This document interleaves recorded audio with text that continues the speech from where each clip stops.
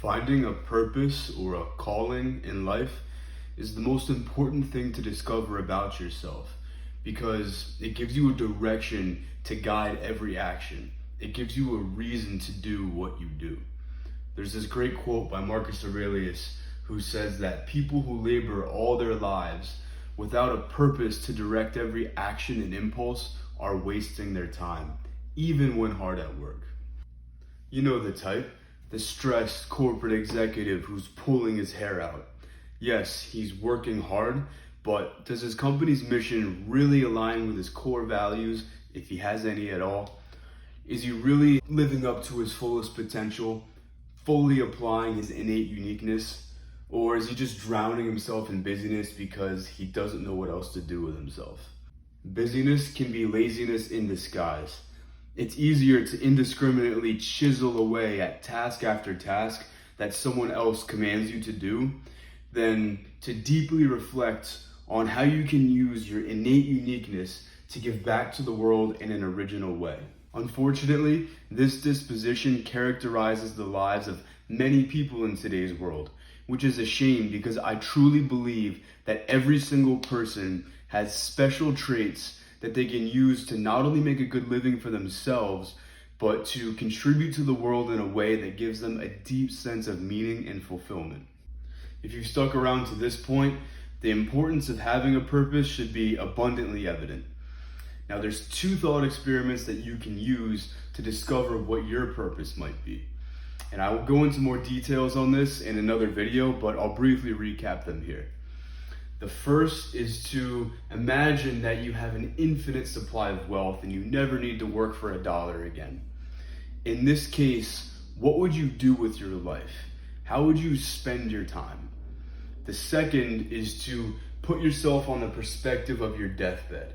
You're looking back and reflecting on your life. What contributions can you make to the world and what actions can you take today that will make your future dying self proud and satisfied with the life that you've lived? Use those thought experiments to come up with a list of prospects for your calling in life. Once you do, we can use this Venn diagram to narrow down which ones would be most conducive to your success. Step one is to brainstorm your talents. These are things that you're inherently good at and they just come easy to you. Don't discriminate. Even if you think the talent isn't important, it's not always about the talent itself, but the underlying skill that the talent is reflective of. Step two is to compile all of your interests and passions. And just like with talents, you don't want to leave anything out because oftentimes it's not about the interest or passion itself, but about the underlying characteristic or value that it represents. For instance, someone who's passionate about animal welfare is likely compassionate and values justice. Or if you're interested in history, it might show that you value order and progression of the human species. Lastly, think of all the things that you've worked really hard for in your life. Maybe you're an athlete and you've trained really hard to be a good member of your team.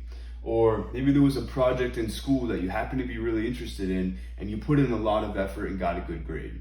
The point of doing this is to identify what makes you tick so that you can apply these motivating factors to your purpose.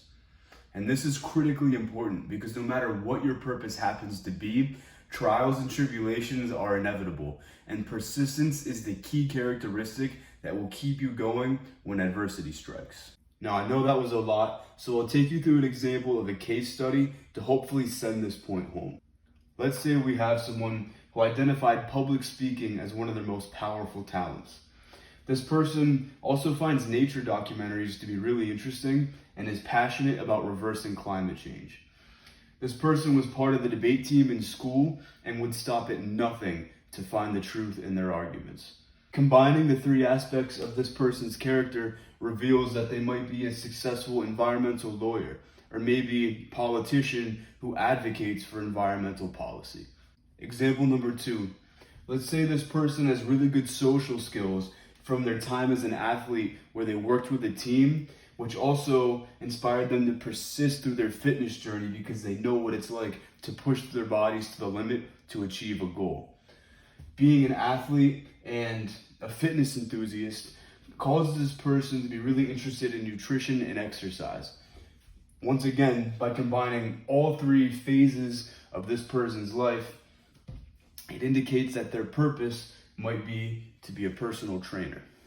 So if there's anything I want you to take from this video, it's that you can find your unique purpose by doing some introspection and identifying where your talents, things you've worked hard at, and interests all overlap.